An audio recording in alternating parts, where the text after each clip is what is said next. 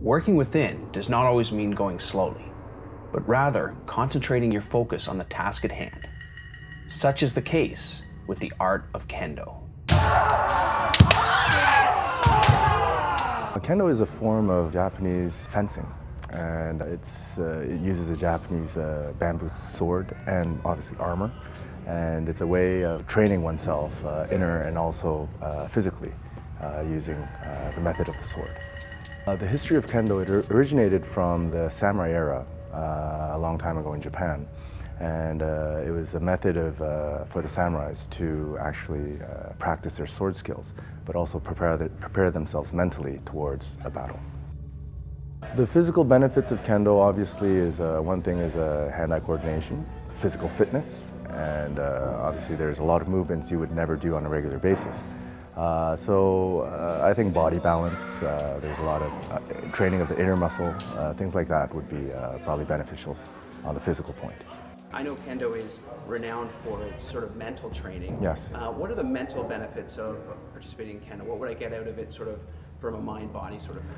Well, Kendo is mainly mental training. And the whole approach, I believe it's not just Kendo, but I've only done Kendo throughout my life. So from my experience, I believe that Kendo builds up self-confidence, it builds self-control, and it also teaches the practitioner understand respect and being thankful. Kendo, literally translated, means sword way, and refers to a deliberate path inward for practitioners who focus intently on the mental, physical, and technical aspects of the art. To the uninitiated, it may look intimidating, but beginners start with basic steps under the watchful eye of experienced teachers or senseis who produce some amazing results for their students. Before Kendo, my impression of my own personality was I was a very shy and awkward person. I had very little self-esteem and very little self-confidence.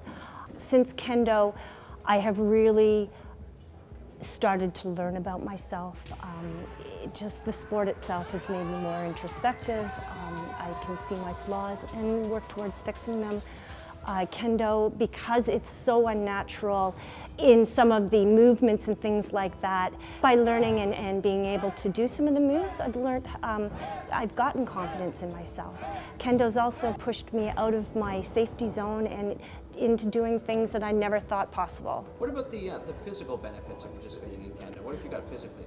Physically, well, Kendo's a very demanding sport, so I've learned where I was weak, for example, in cardio, in some of the upper body strength. Kendo requires good shoulder muscles in order to swing a shinai, and it definitely requires a lot of cardio in order to stay, to be able to make it through the shiai, 3-minute shiai. So from Kendo, I have branched out into all sorts of other activities. I do TRX training, I lift weights, I do running, all things I've never even considered prior to Kendo. Overall, I am a much healthier person, and I feel great. A typical class, first of all, you get introduced to Kendo. Obviously, it's not familiarized throughout North American culture too much yet.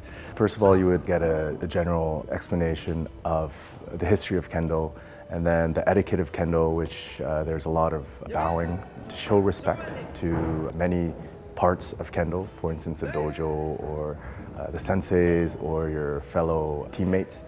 And then you would go into basic movements from the foot up, and then once you get more involved, you go into bogu, which is the armor, and you start practicing Kendo, physical Kendo with an opponent. It's probably not just Kendo, but anything in general. I believe that at first you have to get used to it. It's something completely out of your field when you try something new. And with something with armor and swords and striking each other is pretty new to a lot of people. First of all, I'd like to say hang in there. It's going to be a lot of new things. There's going to be a lot of overloads within your mind.